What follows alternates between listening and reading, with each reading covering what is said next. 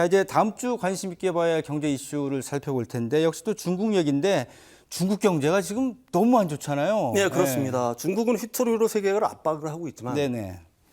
내부적인 중국 내부의 어떤 분위기를 보게 되면 중국도 굉장히 어려운 건 사실이에요. 그러니까 중국이 만약에 권위주의적인 어떤 정치 체제가 아니었다라고 하게 되면 벌써 무슨 일이 벌어졌을 그런 상황인 거거든요. 그래서 사실 중국은 이 연간 그 어떤 그 쇼핑 페스티벌이 두 번입니다. 네. 우리나라 사람들 같은 경우는 이제 관군제는 너무나 잘 알고 있죠. 네네. 11월 10일 하는 중국판 블랙 프라이데이에서는 그렇죠. 많이 알고 있는데 네. 6.18 쇼핑 축제에 대해서는 잘 좀 모르는 경향들이 있어요. 예. 이거 상반기에 열리는 겁니다. 6월 18일이 원래 그 중국의 온라인 쇼핑몰이죠. 알리바바와 비견되는 그 징둥닷컴의 창립 기념일입니다. 네네. 그러니까 징둥닷컴에서 맨 처음에 이제 어떻게 보게 되면 굉장히 그 한이 큰 자신들의 어떤 창립 기념일이니까 쇼핑 축제를 했던 거예요. 네. 근데 여기에 이제 알리바바도 들어오고 기존에 다른 뭐 온라인, 오프라인 어떤 상점들까지 여기에 가세를 하면서 네. 커다란 쇼핑 축제로 자리 잡았다. 그러니까 상반기에 열리는 가장 큰 쇼핑 축제다. 근데 이제 이번에도 이게 한 달 동안 진행이 된다라고 하긴 합니다. 근데 이게 왜 이렇게 한 달 동안 진행이 되냐면은 사실 중국 정부는 내수 진작에 어떻게 보게 되면은 뭐 정권의 사활이라고까지는 네, 못하지만은 어쨌든 굉장히 진력을 다하고 있는 거예요. 뭐 중국 내부의 사정이 너무 어렵기 때문이죠. 왜 그러냐면 미중 간의 어떤 무역 갈등으로 인해서 사실 수출도 굉장히 힘든 상황이다 보니까 내수 진작에 힘을 쏟을 수밖에 없는 상황인 겁니다. 그래서 이제 이쪽에 최선을 다하고 있는데 대부분의 분석가들은 이번에 6.18 그 쇼핑 축제가 아주 성공적으로 끝나지는 않을 거다. 부정적인 전망이 많군요. 네, 부정적인 전망들이 굉장히 많습니다. 네. 왜 그러냐면은 사실은 기존의 그 그러니까 중국의 소매 판매 어떤 형태를 보게 되면은 좀처럼 살아나지를 않고 있어요. 네. 4월 달에가 그나마 좀 좋았는데 그게 한 5.1% 정도 증가를 했거든요. 네. 1월에서 4월 달까지 놓고 보게 되면 한 4% 성장을 했어요. 이게 4% 성장, 5% 성장이면 높은 거 아니냐 이렇게 얘기할 수 있는데 중국으로 놓고 보면 그렇게 크게 이게 높은 게 아니다. 네. 그다음에 예상치가 한 5.5%뭐 이렇게 정도 되는데 그보다도 낮은 게 사실은 어떻게 보면은 그 중국의 어떤 소매 판매라든지 소비 자체가 그렇게 급격하게 늘고 있지 않다. 네. 뭐 이런 얘기들을 하는 겁니다. 이제 주요 경제 지표들을 놓고 봐도 소비가 살아날 기미들을 갖다가 전혀 보이지 않고 있어요. 네. 그 중국의 그 저축률을 놓고 보게 되면은 우리나라 사람들이라든지 선진국 사람들이 보면 놀랄 겁니다. 저축률이 무려 30%에 달해요. 높네요. 네, 선진국 같은 경우는 보통 한 자릿수거든요. 그렇죠. 네. 그러니까 무슨 얘기냐면 중국 사람들이 앞날이 불안하니까 돈을 쓰지를 않고 저축에 그냥 지금 갖고 있는 거죠. 네, 꽁꽁 그냥 갖고 있다는 네. 얘기입니다.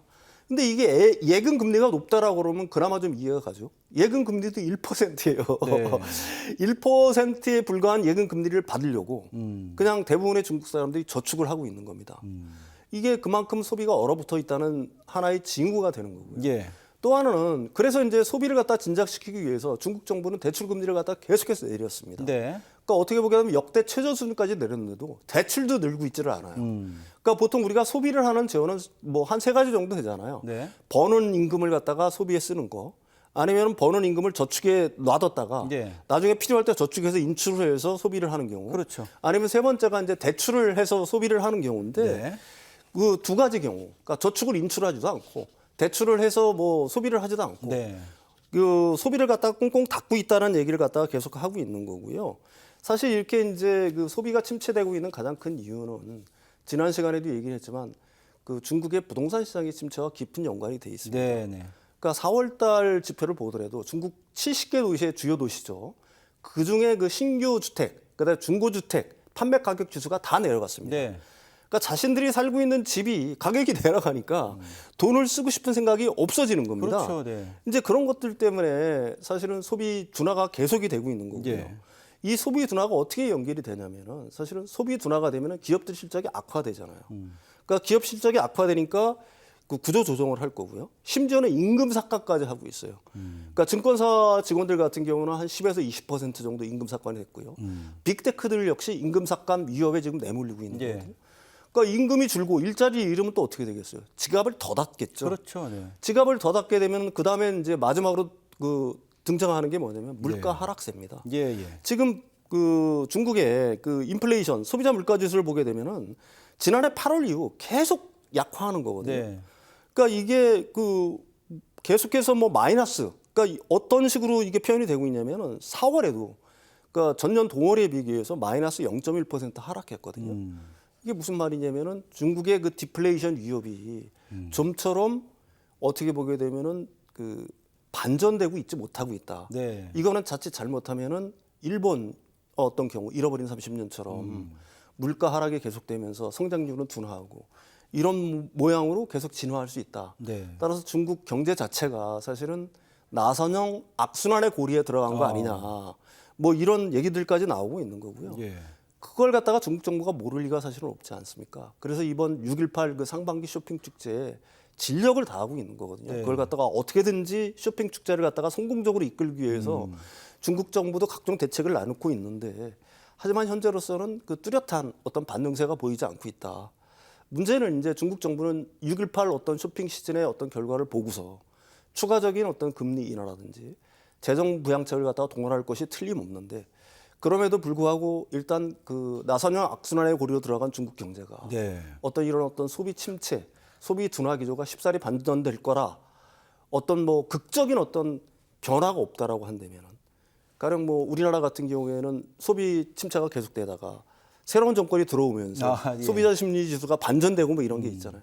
근데 중국 같은 경우에는 그런 걸 갖다가 쉽사리 기대할 수 있는 상황은 아니지 않습니까? 내후년에 4연임 바라보고 있는데요. 뭐. 예. 그러니까 어떤 특단의 어떤 대책이 있어야 되는데 네. 국민들을 감동시킬 만한 그렇죠. 과연 그런 게 있을 거냐라는 거에 의문의 여지가 있는 거고요. 그래서 일본식 불황이 장기간 지속될 거 아니냐, 지속될 수 있다는 어떤 가능성 이런 게 사실은 중국 정부를 바라보는 그 전문가들의 네. 어떤 시선이다 이렇게 얘기할 수가 있을 것 같습니다. 뭐 한마디로 말해서 총체적 난국이다 이렇게 5글자로 표현할 수 있을 것 같은데 부동산 문제 오래됐죠. 뭐 홍다 사태 있었고 거기다 실업 문제, 뭐 은행들까지 지금 상당히 재정이 불안정하다 이런 얘기도 오래 나왔고 지방 재정 문제까지 겹겹이 쌓이는 중국 경제 이 난맥상을 어떻게 해결할지 주목이 되는데 이쯤 되면 좀 체질 개선을 확실하게 해야 될 것 같은데 국가 주도적인 통제 정책 말고 좀 새로운 방향으로 새로 판을 좀 경제 정책을 짜야 될 것 같은데 그럴 가능성은 별로 없어 보이거든요. 아니 약간 좀 스탠스는 바뀌고 있어요. 살짝 개혁 개방을 있나? 갖다가 예. 다시 주장하고 있습니다. 네네. 근데 그것 정도로 해가지고 이런 어떤 중국의 어떤 이런 문제들이 해결될 수 있을까라는 건 의문의 여지가 있는 네. 거고요. 아직도 저번에 얘기한 것처럼 전기차 부문의 구조조정이라든지 그렇죠. 그다음 부동산 시장의 구조조정도 아직 끝난 게 아니거든요. 네. 뭐든지 일단 구조조정이 끝나야 새로운 시작이 가능한 거 아니겠습니까? 그런 걸 갖다 질질 끌고 있는 상태, 파국을 막기 위한 수단이겠죠. 그게 오히려 중국 경제를 더 어렵게 하고 있다. 이렇게 얘기를 할 수 있을 것 같습니다. 근데 이제 무역 같은 경우도 지난주에 말씀해 주신 것처럼 이제 보조금 정책으로 과잉 생산하고 네네. 수출 밀어내고 이런 것들이 이제 해외에서 다 알기 때문에 더 이상 먹히지 않는다. 이런 네, 말씀해 그렇습니다. 주셨잖아요. 예, 예. 요 나라와 나라 간의 교역에 있어서도 좀 패러다임을 변화를 안 시키면 물론 히토류라는 무기가 있지만 좀 중국도 그 부분은 다시 생각해야 되지 않을까 싶기도 해요. 그렇습니다. 이번 네. G7의 주요 의제가 그거예요. 네네. 오히려 미국을 비난하는 게 아니라 네. G7의 목적이 뭐냐면 중국의 무역 불균형에 대해서 그렇죠. 예. 사실은 굉장히 깊은 논의가 있을 거다. 이게 주요 의제거든요. 그러니까 중국의 산업 정책이라든지 아니면 중국 체제의 일부분의 변화 아니면 정책의 어떤 급반전이 없지 않는 한 네. 중국이 어떻게 보게 되면은 과거의 어떤 활력 넘치는 그런 나라로 그 회귀하기에는 네. 돌아가기에는 좀 너무 늦은 거 아니냐 예. 뭐 이런 얘기들이 굉장히 많습니다. 확실히 보면 이제 14억 인구가 강력한 무기고 히토류도 그렇고 이 전 세계 제조업의 한 40%를 담당하고 소비도 상당량을 지금 중국이 차지하고 있기 때문에 참 그런 부분들 때문에 너무 좀 중국 위주로 가지 않았나 국가 주도 정책 어떤 위주로 가지 않았나 이제는 좀 변화가 필요한 중국의 경제 구조가 아닌가 생각이 듭니다. 자, 오늘도 아주 의미 있는 3가지 소식 윤석천 소장님과 함께했습니다. 고맙습니다.